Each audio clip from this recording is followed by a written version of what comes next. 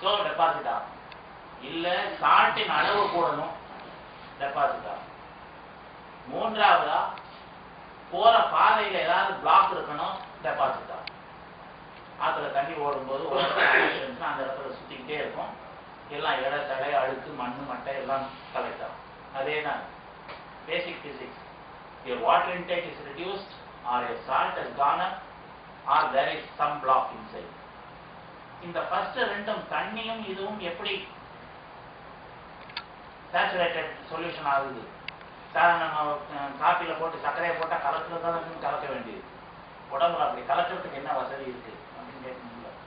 சும்மா கரையாது, எதுவுமே லேஸ்ல கரையாது. So you need some catalyst. கேட்டலிஸ்ட்னா என்ன? கிரியா ஊக்கியா. So something must be there. Citrates, magnesium, இந்த மாதிரி பொருட்கள் எல்லாம் ஆர் கேட்டலிஸ்ட்.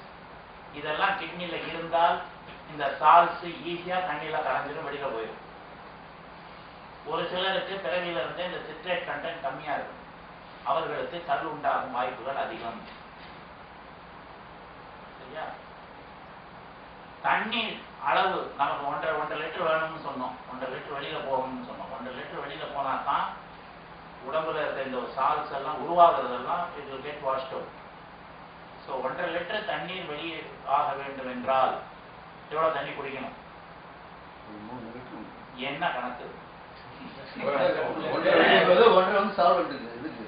அப்ப மீன் அந்த 1.5 லிட்டர் இருந்துச்சுன்னா ஆண்டு ஏறிடும்ல, உடம்பெல்லாம் சொத சொதன் ஆயிடும்ல. 1.5 லிட்டர் வெளியே போகுது, அடுத்து 1.5 லிட்டர் வந்து சால்ட் எல்லாம் வந்து கரைக்கிறது.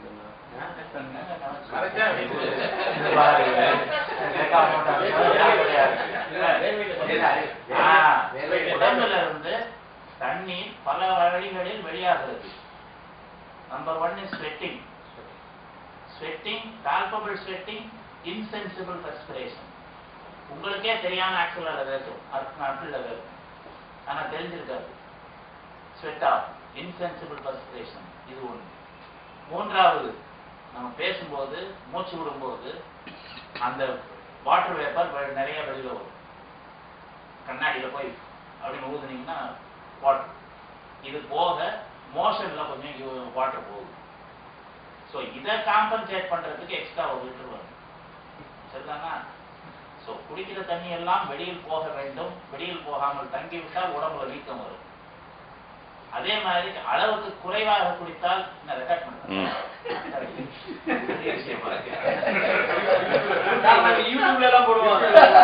ஸ்டோன் இருந்துச்சுன்னா பால் குடிக்க மாட்டேன். பால் குடிக்காம போறத போல ஒரு தாழ்த்தனம் இருக்க முடியாது. Because you need calcium for your body. ஸ்டோன்றது வந்து என்ன, ஸ்டோனுடைய கண்டென்ட்ஸ் பார்க்க போனீங்கன்னா மெயினா கால்சியம் கூட கார்பனேட்ஸ், ஆக்சலேட்ஸ், பாஸ்பேட்ஸ், இது மிக்ஸ் ஆகி கால்சியத்தோட இருக்கும். உடம்புல கால்சியம் இருக்கா? நான் கால்சியம் சாப்பிட மாட்டேன், ஸ்டோன் வந்தது வரும் அப்படின்னு சொல்றவங்களை பத்தி என்ன நினைக்கிறீங்க? ட்ரெயின்ல போனா ஆக்சிடென்ட் ஆகி நினைச்சு போகாம இருக்கிற மாதிரி